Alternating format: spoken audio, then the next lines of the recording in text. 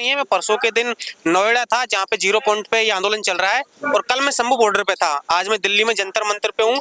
लगातार हम हमारी जो मांगे हैं हमारे क्षेत्र में जहाँ जहाँ ये चल रहा है प्रोटेस्ट, और आने वाले समय में हम जंतर मंतर पे बड़ा प्रदर्शन करेंगे।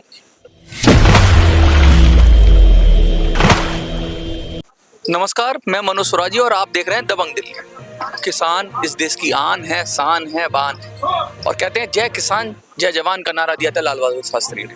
आज किसान की जो हालात है, आज किसान के जो परिस्थितियां हैं वो बहुत ही दुखदाई हैं। किसान लगातार प्रदर्शन कर रहे हैं, आंदोलन कर रहे हैं और आज का दिन ऐसा दिन है कि आज शंभू बॉर्डर से किसानों का ऐसा कहा जा रहा है कि जत्था दिल्ली में आएगा।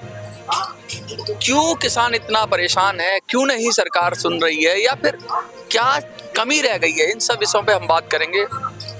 क्यों नहीं सरकार सुन रही है, क्या समस्या आ रही है, इन सब पर बात करेंगे और जानने की कोशिश करेंगे कि आखिर ये सब माजरा क्या है, ये सब हो क्यों रहा है। हमारे साथ किसानों से जुड़े हुए, किसानों की एक प्रोमिनेंट लीडर है हमारे साथ, एक युवा किसान है। इनसे बात करेंगे, इनसे जानने की कोशिश करेंगे कि भाई आखिर माजरा क्या है, सरकार आखिर चाहती क्या है। कि हमारे को जब किसान की बात करते हैं तो अधिकतर ऐसी ये समझ में आती है कि भाई युवा किसानी में रुचि नहीं करता आजकल। ज़्यादातर हमें देखते हैं किसान अधेड़ उम्र के मिलेंगे या बुजुर्ग मिलेंगे, लेकिन एक युवा लीडर हमारे साथ बैठा हुआ है, कैसे पूरे आंदोलन को चला रहा है, उसका नेतृत्व कर रहा है। और हम इन्हीं के मुख से जानना चाहेंगे इनका परिचय। तो सबसे पहले आपका नाम क्या है, कहाँ से आए? शुक्रिया आपके चैनल को, सबसे पहले तो धन्यवाद। मेरा नाम मदन मोहन राजौरा है। मैं राजस्थान से प्रदेश इंचार्ज हूँ भारतीय किसान यूनियन का, और एक साधारण से गरीब परिवार में जन्म लिया है मैंने। एक किसान के बेटे, किसान के घर में जन्म लिया है। मैं किसान का बेटा हूँ। गंगापुर जिला है जिसमें टोडीम तहसील के अंदर राजौर गाँव है। आप इतनी युवा हैं अभी, इतनी कम उम्र में। यहाँ तो युवा यही सोचते हैं कि भाई करियर बनाओ, ये बनाओ। आप किसान आंदोलन और भारतीय किसान यूनियन की बात करें, इतना बड़ा संगठन, उससे जुड़ाव कैसे होगा भाई, और कैसे लगा कि किसानों के मुद्दे को आपको लीड करना चाहिए? कुछ क्या घटना हुई ऐसा जीवन में, क्या चमत्कार हुआ, या क्या ऐसी परिस्थितियां बनी कि आप किसानों की बात उठाने लग गए? देखो, 2020 में जब किसान आंदोलन चल रहा था तो मैं पहले से ही पॉलिटिकल क्षेत्र में था। अच्छा। और 2020 में जिस तरीके से किसानों ने प्रोटेस्ट किया, देश में अपनी मांगों के लिए प्रयासरत थे, बहुत समय से प्रयासरत थे। कम 40-50 साल से किसान अपनी मांगों को लेकर प्रयासरत हैं। सरकारें बदलती रही हैं लेकिन उनको हमेशा आश्वासन मिला है। तो मेरे मन में कुंठा हुई कि क्या ये सरकारें हमेशा, क्यों ना किसान हमेशा बार बार हर साल सड़कों पर आता है और इनकी कोई सुनता नहीं है। तो मैं उससे प्रेरित हुआ और दिल्ली भी आया। मैं उस समय शंभू बॉर्डर, साझा बॉर्डर पर भी रहा, और उस समय से प्रेरित होकर मैं मेन स्ट्रीम राजनीति में आ गया और अब लगातार किसानों का प्रतिनिधित्व करता हूँ, किसानों की मांगे उठाता हूँ मजबूती से। आज जिस तरह से किसानों ने आह्वान किया है, नोएडा के किसानों की हम बात करें, जिस तरह से वहाँ भी प्रोटेस्ट हुआ, असल में क्या है समझ में नहीं बन पा रहा, तालमेल नहीं बन पा रहा। क्या सरकार और आपके बीच में क्या दिक्कत आ रही है, क्या क्या समझ में आ रहा है आपको, कारण क्या है? देखो, सबसे बड़ी बात तो ये है, अभी 3-4 दिन पहले हमारे माननीय महामहिम उपराष्ट्रपति जी ने मुंबई में एक अधिवेशन में गए थे, तो उन्होंने अपने कुंठा व्यक्त की। वहाँ पे यूनियन मंत्री थे, कृषि मंत्री शिवराज सिंह चौहान के समक्ष, कि बार बार ऐसी क्या पीड़ा होती, किसान हर साल सड़कों पे आना पड़ रहा है, क्यों ना आप उनकी मांग मानते हैं। जब पिछली बार किसान आंदोलन चल रहा था तो तत्कालीन जो कैबिनेट मंत्री थे, कृषि मंत्री नरेंद्र सिंह तोमर, उन्होंने रिटर्न में लिखित आश्वासन दिया था। जब किसानों का संगठन चर्चा करने गया कृषि भवन में, तो उनसे लिखित में आश्वासन दिया कि आपकी एमएसपी पे एक कानून बनके लीगल गारंटी के रूप में आपको ये हम देंगे।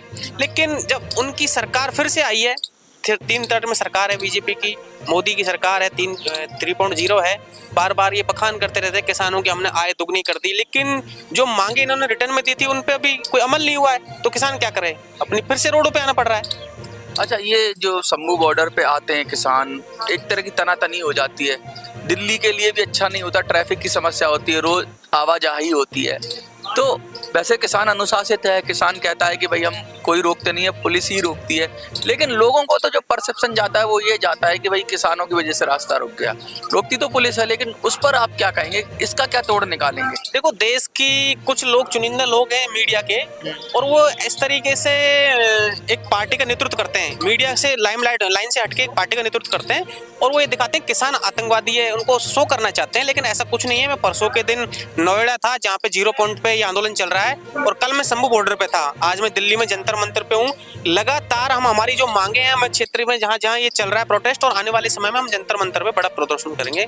तो जब जंतर मंतर पे प्रदर्शन करते हैं जब किसान, तो एक प्रोसेस होता है भाई कि आप परमिशन लीजिए, बहुत सारी चीजें करिए, तो क्या उस प्रोसेस को नहीं अपनाकर वैसे ही कि भाई चलेगा कि, या फिर वो प्रोसेस अपनाई जाएगी? नहीं, हमने लीगल तरीके से, हम जब भी आंदोलन करते हैं, जहाँ भी करते हैं, जहाँ सभा करते हैं, वो लीगल रूप से अपना आवेदन देते हैं। लेकिन सरकार का काम है, अधिकारियों का काम है, अगर वो नहीं देते हैं, परमिशन नहीं देते हैं, तो हम क्या कर सकते हैं? हमारी मांगों के लिए तो आना पड़ेगा।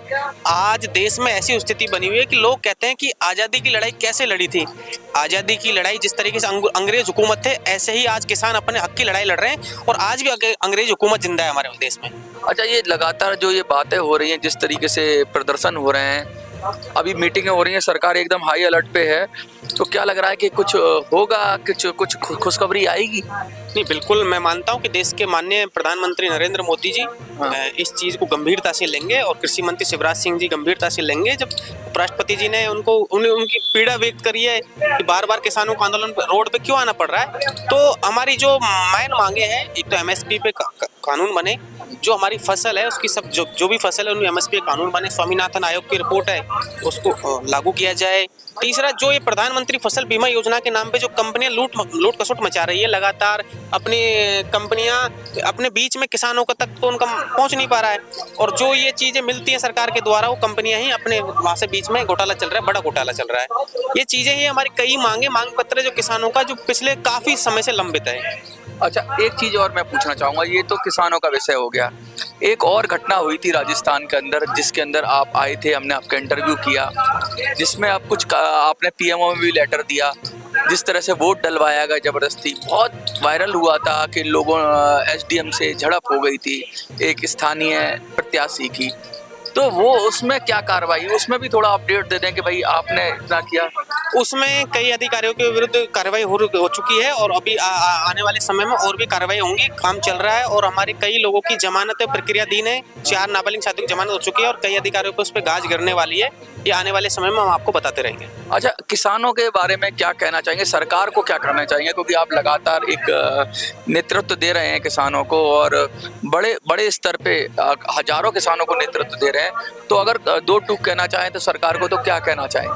देखो, मैं 2 टूक में ये कहना चाहता हूँ, या तो हमारी मांगे मान ले, संवैधानिक तरीके से देश में लोकतंत्र का राज है, नहीं हमें मजबूरन फिर से पूरे देश में, जिस तरीके से पिछली बार 2020 में हमने लगातार, पिछले 2023 में चक्का जाम लिया था, पूरे देश में काले कानून के खिलाफ हम चक्का जाम करेंगे। और मैं राजस्थान से साझा बॉर्डर पे फिर से राजस्थान के सभी किसान साथी और जो तमाम संगठन है राजस्थान में जो किसान के लिए काम करते हैं हमारे साथी, उनसे सबसे अपील करना चाहता हूं कि फिर से आप अपनी मांगों के लेके दिल्ली की ओर कूच करना चालू कर दें। हम सब मजबूती के साथ फिर से पीएम आवास का घेराव करेंगे, जंतर मंतर पर बड़ा आंदोलन करेंगे।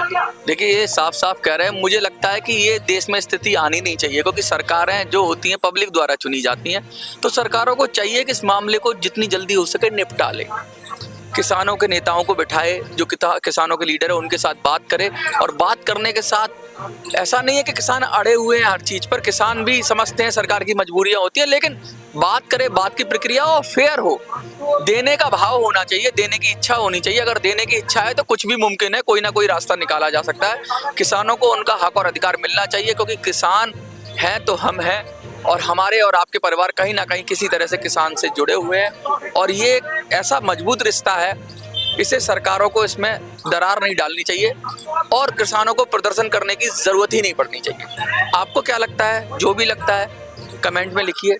देखते रहिए दबंग दिल्ली। धन्यवाद।